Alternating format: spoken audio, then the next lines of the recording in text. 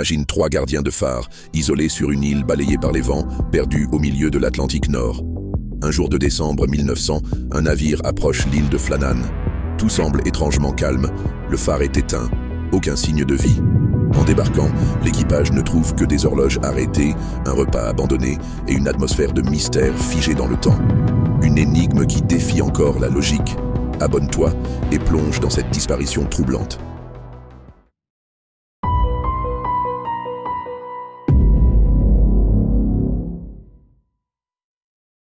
L'île de Flannan est un rocher escarpé, perdu au large de l'Écosse, battu par les tempêtes. En 1899, un phare est érigé pour sécuriser les routes maritimes.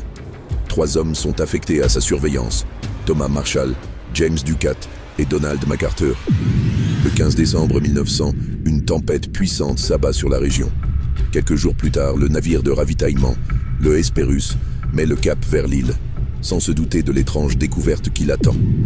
En approchant du phare, le capitaine remarque que la tour est plongée dans l'obscurité. À leur arrivée, aucun des gardiens ne répond. Sur place, le silence est pesant.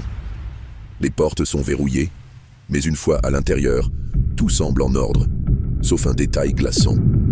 Les horloges sont arrêtées, la table est dressée et un ciré manque sur le porte-manteau. Les 2 autres cirés, eux, sont encore là. Que s'est-il passé ?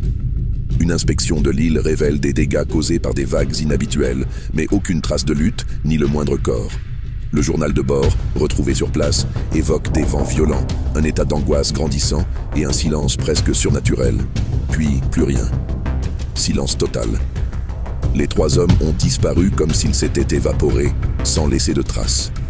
L'hypothèse d'une noyade collective semble trop simple. Certains avancent qu'une vague géante aurait surpris 2 gardiens à l'extérieur, tandis que le 3e aurait tenté de les secourir. D'autres évoquent un conflit entre les hommes, ou même une folie passagère. Les plus mystiques parlent de créatures marines, de portails vers un autre monde ou d'une malédiction ancestrale. Mais malgré les recherches et les hypothèses, aucun indice solide ne viendra résoudre cette énigme. Depuis plus de 120 ans, l'île de Flannan garde son secret. Les disparitions sans explication réveillent toujours nos peurs les plus anciennes, celles de l'isolement, de l'inconnu et de l'invisible.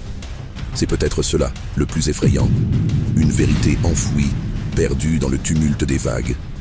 Et si certaines histoires n'étaient pas faites pour être résolues? Tu veux en savoir plus sur d'autres mystères comme celui-ci? Abonne-toi, ça ne fait que commencer.